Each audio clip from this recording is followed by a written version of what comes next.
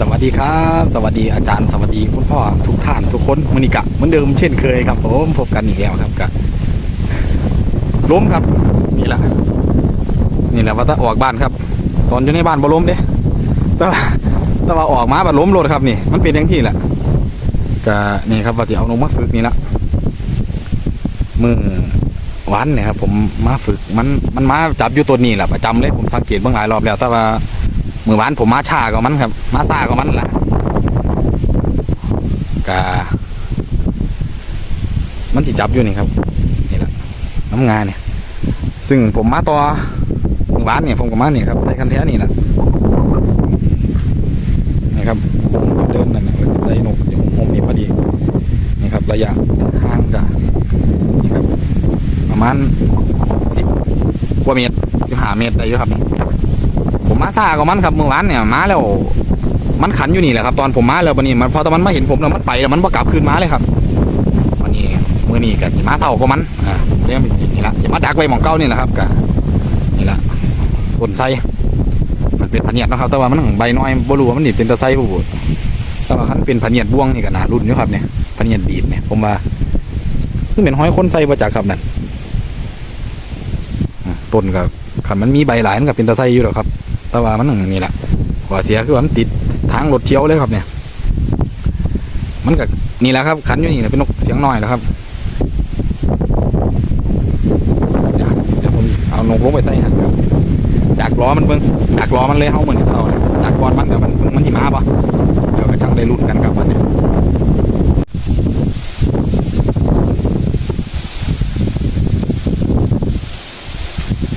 ลงแล้วครับลงแล้วก็อยู่ห่างครับนกปลาห่างนกตอครับนี่นกตออยู่ในโฮมครับนกปลาอยู่แดดครับลงห่างครับ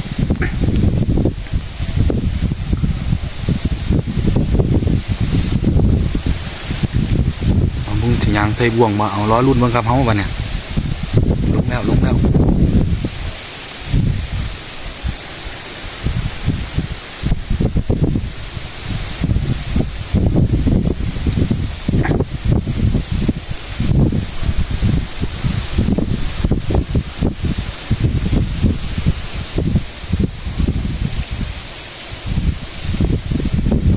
ปลาบ่ยางเลยครับ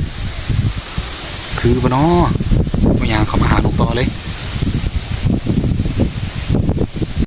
โดนแล้วครับโดนแล้ว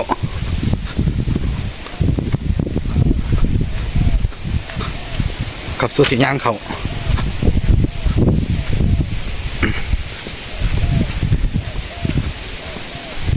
โดนแล้วครับกลัวสิยางเขาโอ้ใส่เวลาครับยังมาทันบินอีก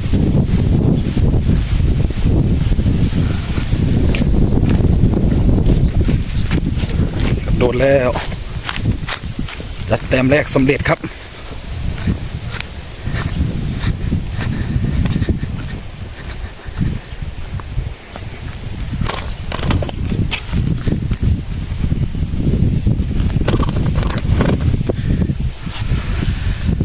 แต้มแรกแล้ว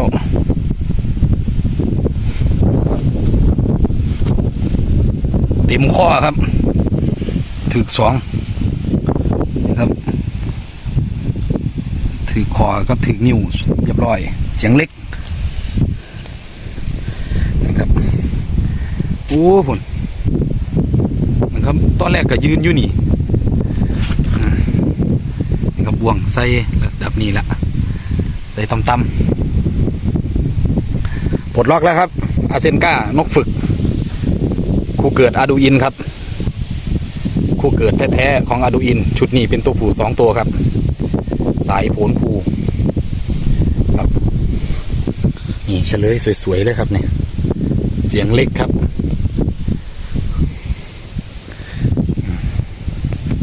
เฉลยเสียงเล็ก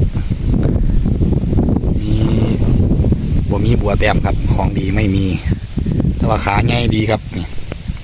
ถึงนิ้วนะครับถึงนิ้วก็เต็มคอครับนี่เรียบร้อยนับ1ครับเต็มแล้วครับ จัดแล้ว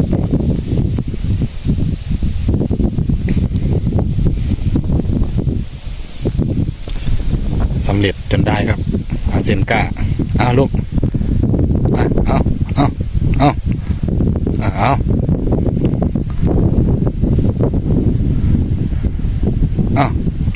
เอาเลย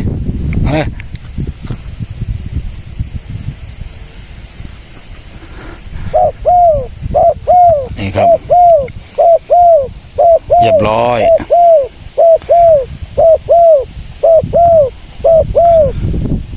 มาแล้วครับผมเอาเลย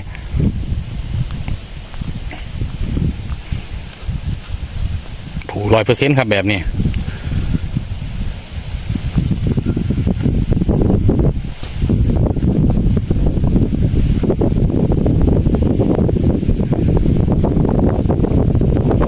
ลูกพี่เอาเลย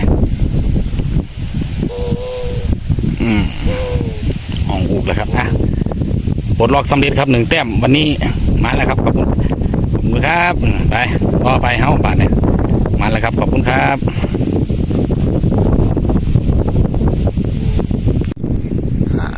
เรียบร้อยครับอาจารย์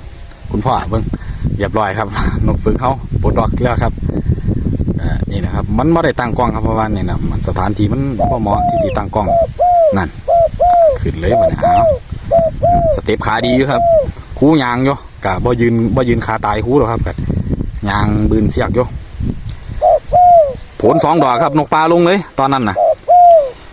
นกปลาตัวหนึ่งนะครับผลแล้ววันนี้นกปลามันลงหันละวันนี้เพิ่นขี้นี่ครับเนี่ยมันต่อไปไก่คล้องครับเนี่ยนี่คู่คล้องวันนี้เพิ่นเจ้าของนะเพิ่นเอาฟื้นกลับไปวันนี้ตัวที่ลงก่อนนั่นบินออกครับพุ่นบินไปทางพุ่นละบินเขาพุ่นแล้วครับวันนี้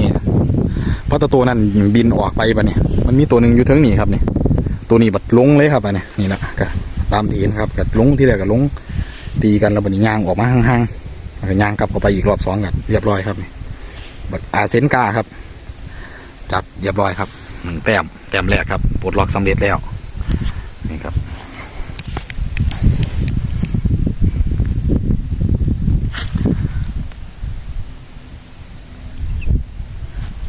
เรียบร้อยครับเรียบร้อยครับมาแล้วครับห้องมือเนี่ยครับผมกับสำหรับอาจารย์เนาะครับเนาะที่ว่าอยากได้นกเฉลยนกไม้นกที่ว่าต่อมาได้ยังเสียครับก็คือยังมาแล้วผม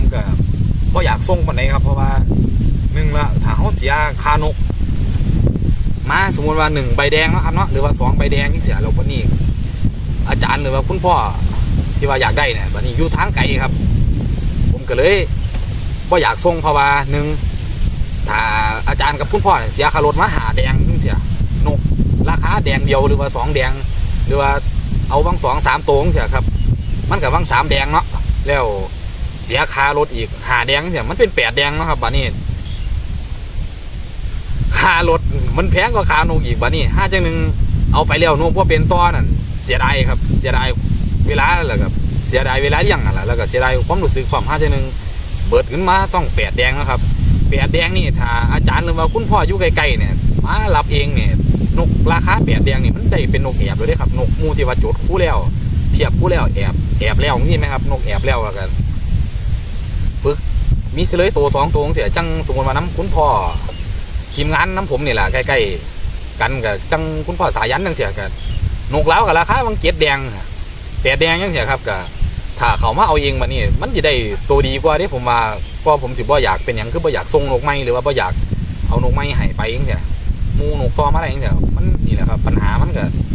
เป็นอย่างที่แล้วก็ผมบ่อยากให้อาจารย์หรือว่าคุณพ่อน่ะเสียเงินมาหลายๆ บาทเราได้นกบ่ดีไปยังเสียครับผมบ่อยากเป็นอย่างสั้นไหม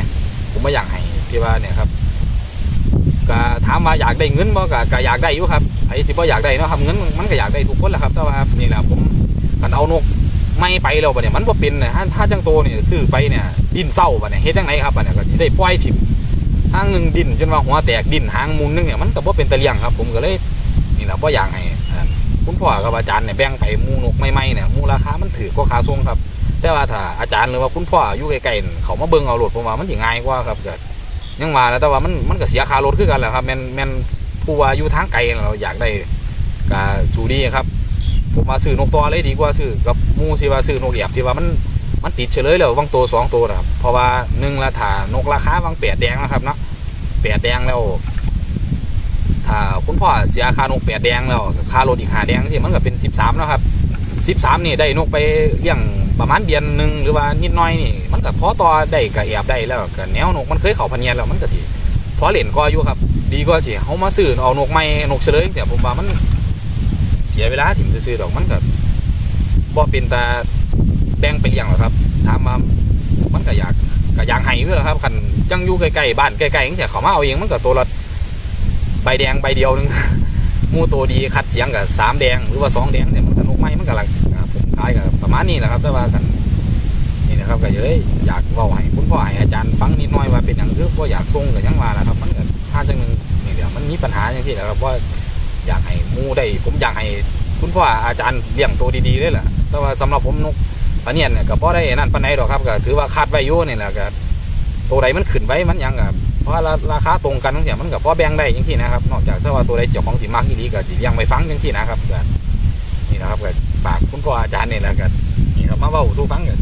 นี่เขาก็ยังมาครับมาแล้วเขานกฝึกเขาก็จัดแต้มแรกครับแต้มแรกของปีพร้อมโพลาแล้วก็แต้มแรกของตัวนี้พร้อมครับปีกายเนี่ยก็อาดูอินฝึกได้2แต้มนะครับนะปีกายเนี่ยแต้มสุดท้ายกับวันที่29ธันวาคมครับแล้วก็อาจารย์เพิ่นก็มาเอาไป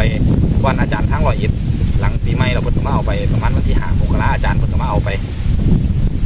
แล้วก็นี่ครับโตคู่กันก็สิเล่นตัวนี้นะครับเฮาบ่เนี่ยคันบ่มีคนมาญาติไปก่อนก็นี่นะครับกำลังเริ่มเก่งแล้วล่ะก็นี่แหละครับก็ฝากคุณพ่อกับอาจารย์นี่แหละครับฝากติดตามฝากนี่แหละเป็นกำลังใจให้กันคือเก่าแหละครับนี่ครับก็มาบอกนี่ครับผมก็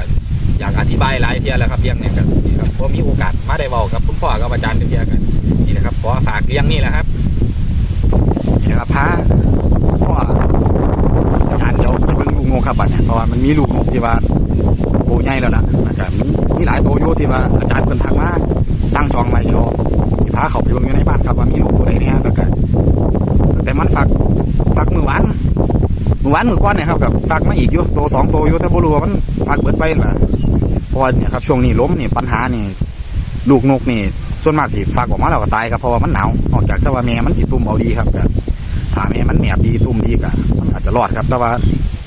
นี่แหละครับปัญหาของเรื่องพอนกว่ามันเป็นอย่างคือพอยากนะครับส่วนมากถ้าได้เป็นคู่นะครับมันก็พอแบ่งได้อยู่เพราะว่าถ้าได้ตัวเดียวนะครับมันก็ต้องผู้ซื้อก็ต้องเสี่ยงพร้อมแหละเพราะว่าผมไม่ได้ตรวจเพศแบบชัดเจนคือจังค่ายอื่นนะครับค่ายผมก็วัดดวงเอาเลยวัดใจเอาพร้อมนะราคาก็ถือว่าจับต้องได้อยู่หรอกครับแต่ว่าต้นทุนพ่อแม่มันก็ซื้อมาหลายบาทอยู่แต่ว่านี่นะครับอยากให้คุณพ่ออาจารย์ให้ได้มีนกดินเล่นเบิ้งน้ำกันนะครับมันก็พอเลี้ยงอยู่ดอกราคาประมาณเนี่ยก็นะครับมีลูกนกอยู่กับอาจารย์เพิ่นก็โทรมาสั่งจองไว้แล้วละแต่ว่าทางบ่ทันได้ส่งครับเพราะว่าก็ยังบ่ทันอัปเดตให้เพิ่นเบิ่งเพราะว่าลูกนกมันก็บ่ทันได้แย่ครับปานใดเดี๋ยวเข้าไปในบ้านครับอันนี้เฮาไปเบิ่งลูกนกที่ว่านี่นะครับลูกนกที่ว่าอาจารย์หลายๆคนที่สนใจครับเดี๋ยวเฮาไปเบิ่งลูกนกกันครับบัดนี้ครับก็เข้ามาในบ้านแล้วเนาะครับเนาะนี่ดินี่ครับลูกบาโก้กับแม่J18วันที่9 มกราคมนี่ครับอายุนี่แหละครับชุดแรกคู่แรกครับเป็นคู่แรก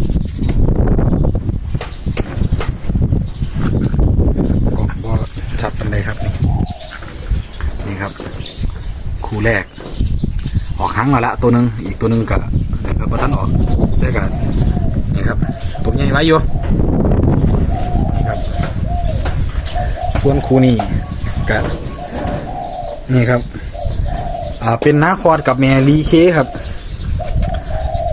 เป็นลูกโตที่2ครับเพราะว่าตัวแรกเป็นไข่ของบาโก้ผมก็เลยนี่ครับเอาใส่ไว้แต่ว่าผมใส่ปอกขาตัวเดียวครับตัวหนึ่งบ่มีปอกขาใส่ครับสีใส่ห่วงขาตะลูกบาโก้ครับเป็นบาโก้03เพราะว่าตัวนี้เป็น01กับ02ครับ03จะเป็นตัวนี้แล้วก็อีกตัวหนึ่งเป็นลูกนี่ครับนาคอดกับรีเค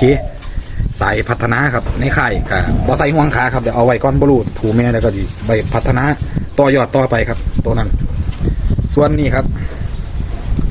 4U ล้าน 10K นี่ครับอาจารย์เพิ่นกระจองไว้แล้วเรียบร้อยเป็นคู่แรกครับที่สิเปิดแบงค์เพราะว่ามันนี่ครับเฮ็ดยากครับส่วนสิได้แต่ละคู่นี่ครับลูกนกตัวใหญ่ๆครับนี่ตัวใหญ่ดีตัวใหญ่แล้วก็กินยาเองเป็นนั่นแหละครับแต่ว่าหางบ่ทันเก่งปานใดส่วนนี่ก็บาโก้กับ J18 ก็ฟักแล้วครับตัวนึงเปลือกไข่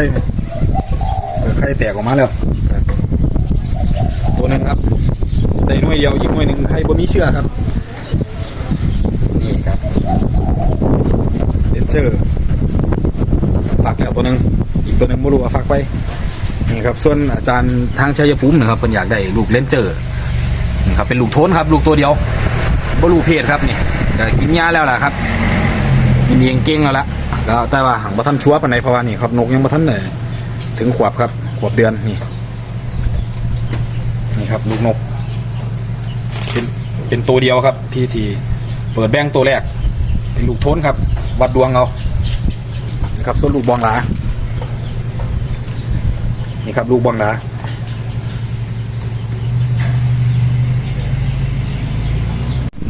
ครับลูกบองหลากะเริ่มจะออกหั่งแล้วล่ะครับกับมือว่านนั้นเห็นออกมาบินแล้วเมื่อนี้กลับเขาไปไหมกันนี่นะครับอาจารย์ที่เพิ่นจองลูก4Uกับลูกบองหลาย่างละคูกันนี่แหละครับเป็นไปตามเป้าอยู่ครับได้ย่างละคูพอดีก็ถือว่าเฮ็ดยากครับเพราะว่าบางทีมันก็ได้ตัวเดียวจังนั้นนะครับก็